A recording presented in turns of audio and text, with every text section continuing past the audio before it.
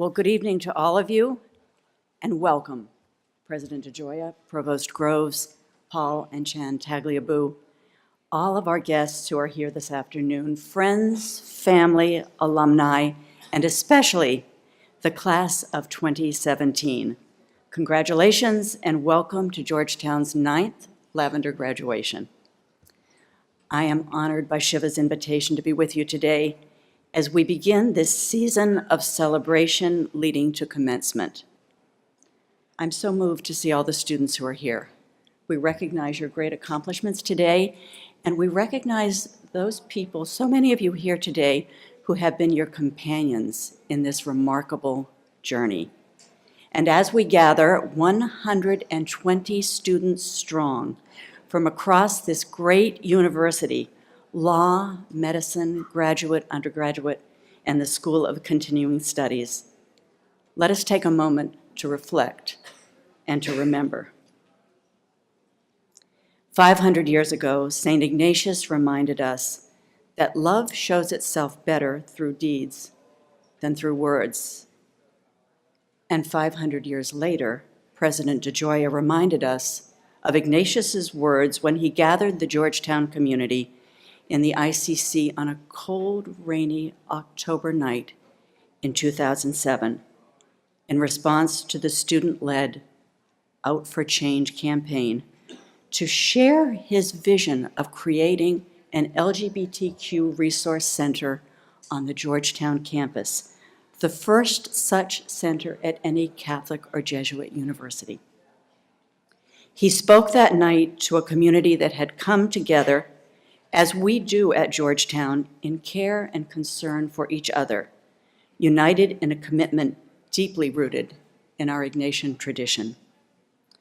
And those of us who were there that night remember his words. The question before us, he said, is not if, but how. Not if we will honor our mission and values, but how. Not if we will support our sisters and brothers, but how. On that October evening, President DeGioia acknowledged that the questions before us were complex ones, and he asked us to consider, and I quote, how can we be authentically a university and most authentically Catholic and Jesuit as we work to sustain this community in all its complexity? And as is so often the case, our students provided the answer. Through their commitment and their energy, inexhaustible energy, through their love, they brought about, in Dorothy Day's words, a revolution of the heart. That our community has experienced a most profound revolution of the heart and a deep healing we see tonight in the presence of our speaker, Father Michael Zamparelli, S.J., the first Jesuit to address our graduates at this ceremony. So the story of the center continues. Just 1 year before we celebrate the 10th anniversary of its founding, we gather in gratitude. Gratitude for the university leaders who stood with our students in 2007, for our benefactors, for Julian, whose commitment and care for our students are felt every day, for Dr. Todd Olson, for his wisdom and kindness, and gratitude, of course, for Shiva, who has led the center with vision and a deep appreciation for the Jesuit values underpinning its work.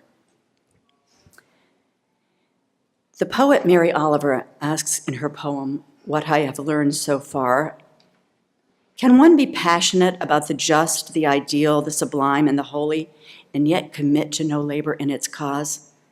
I don't think so. All summations have a beginning. All effect has a story. All kindness begins with the sown seed. Thought buds toward radiance. The gospel of light is the crossroads of indolence or action.